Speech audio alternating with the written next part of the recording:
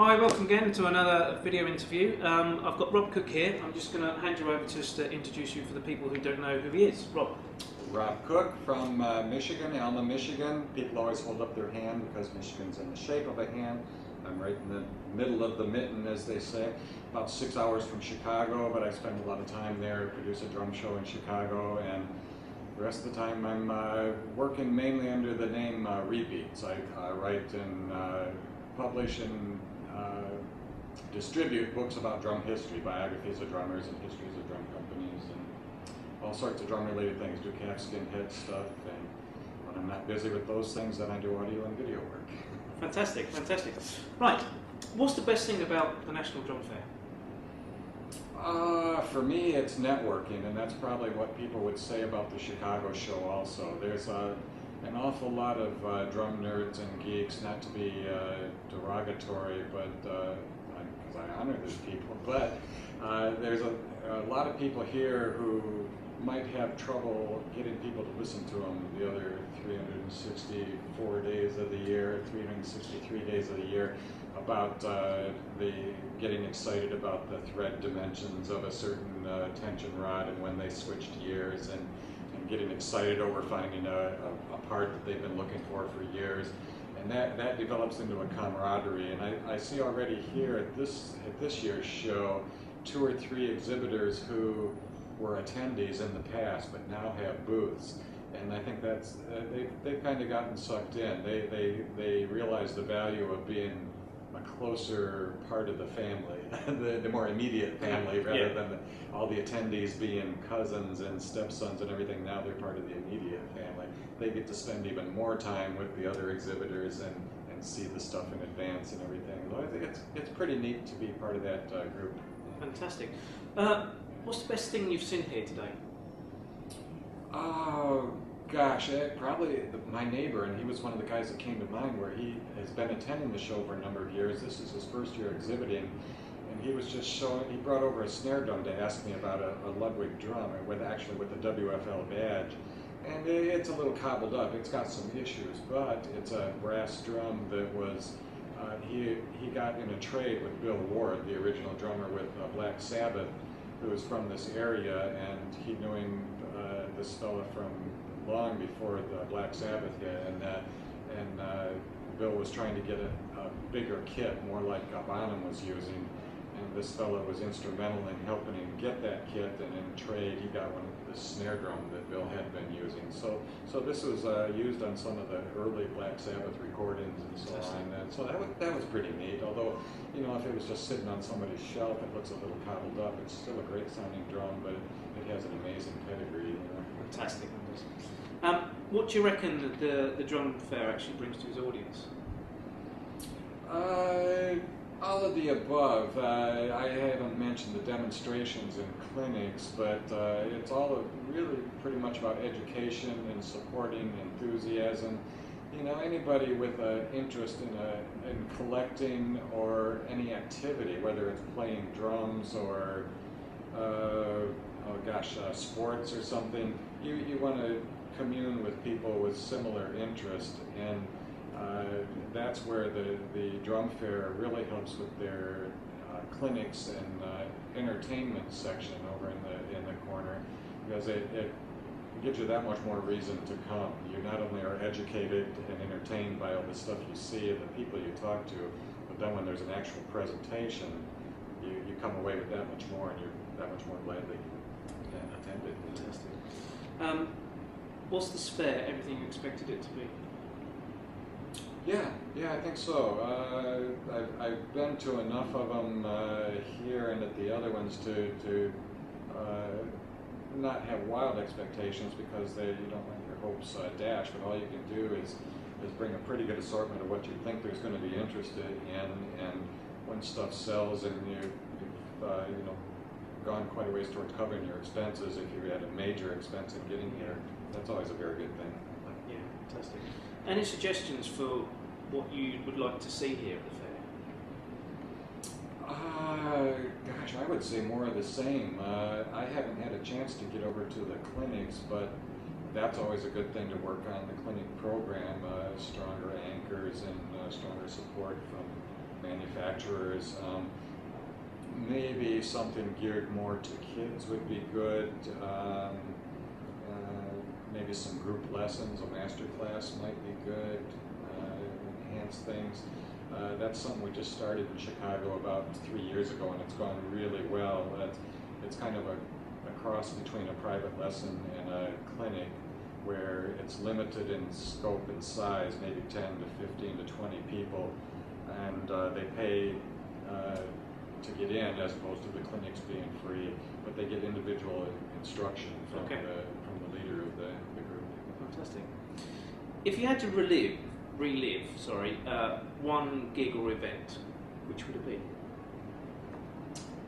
Actually, one of the most memorable was in a tiny dive where I'd been invited by I had music stores at the time, and the manager of the store, a guitar player, invited me to fill in because his drummer was going to be gone. And I don't gig that much. I'm a rudimental drummer by background, and I tried for 4 years of college to get into a band, audition, and wasn't good enough. And finally got invited to join a band just when I had to make a career choice. And so I'm not a player, and I'm fortunate to have carved out a niche in the industry without the talent to make it as a player in the industry.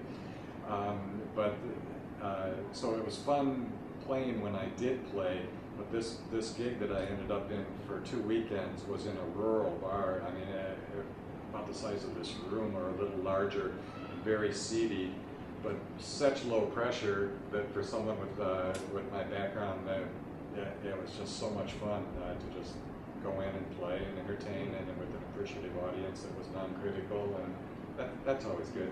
Brilliant, brilliant. Who's your inspiration? I'd have to give the whole Ludwig family. Now I'll choke up because I really miss Bill Ludwig II, but he was a man. Brilliant, excellent. Any advice to those who basically are starting out in whatever they do, whether it be like exhibiting or actually playing? Is there any advice you'd give? Just be smart about it, practice. Nothing happens automatically. You can't walk in and take over any niche, even if you have a lot of money. But that's where I was kind of deliberate in forming Rebeats, because I looked at the vintage drum marketplace, and I thought, man, even if I learn a lot about vintage drums and I build up a market and I work and I get a customer base, someone with a lot more money than me can come in and buy every vintage drum in sight, capture the market, and it's gone.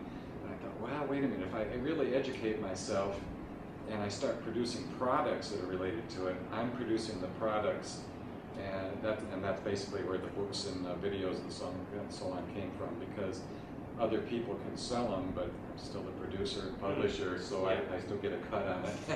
Very important. But so as long as you're kind of smart and you have a goal in sight, you don't want to just drift along. You know, if you're in a boat with no paddle and you drift along, you can get quite a ways down the river.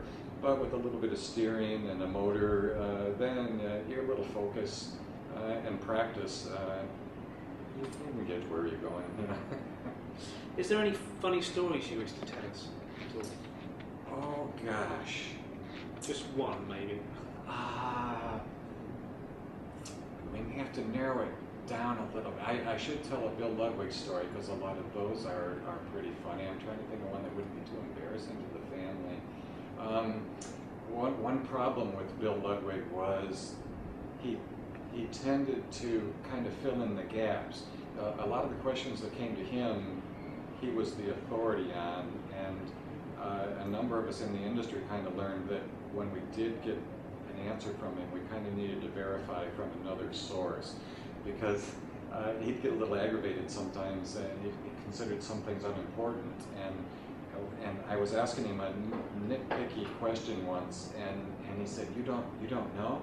I said, "No." I said, "Well, then make something up. If I don't know and you don't know, how are they going to know? And it's going to be more interesting anyhow. So just make it up."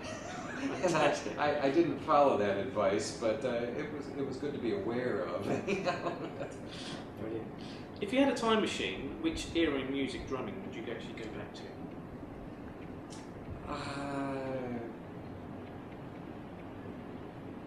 I guess I may go back to the same era that I kind of grew up in the 60s and pay more attention because a lot of things, and that's probably true with people of almost every generation, it kind of shifts, but looking back, it was your formative years. It was when you were in junior high, high school, maybe college, that you really developed the patterns and interests and memories that shape all the rest of your life.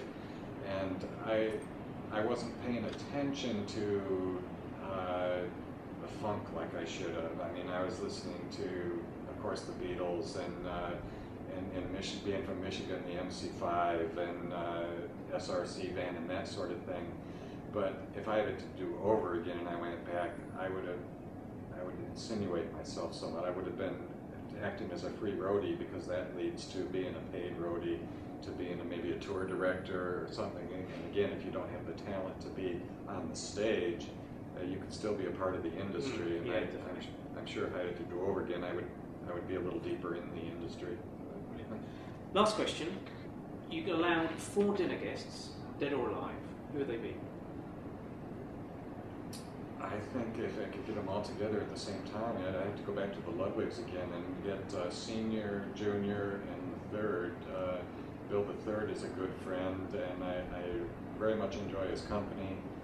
And his dad I have absolute reverence for. And I only met senior once, but I was with all 3 of them in the same room at one point in the 60s. And probably as a 4th, Joe Morello, because he was there at the same time. And I'll never forget, because I was very impressionable and young, and it was just a twist of fate that I happened to be in Chicago when they were producing this event, and it was a Joe Morello clinic, and just before the clinic started, I mean, I was excited that just to be in the room with Joe Morello, and just before he was to start, the door opened and into the front row came the Ludwig family, all 3 generations. And I remember just after the clinic was over and people were leaving, just sitting there trying to listen to what they were saying, because I was so in awe of being in the room with these people. And they were inviting Joe to go out on the yacht afterwards. They were asking if he was coming out for a cruise a little later, and I was just, I was incredulous that I was hearing that with my ears, because I was from farm country in central Michigan, and here I was in the same room with the people that I had pictures of in the catalog, and it was great. I'd like to relive that. Fantastic. Well, Rob, thank you so much. It's Thank been you. a privilege, and thanks again. We'll see you soon.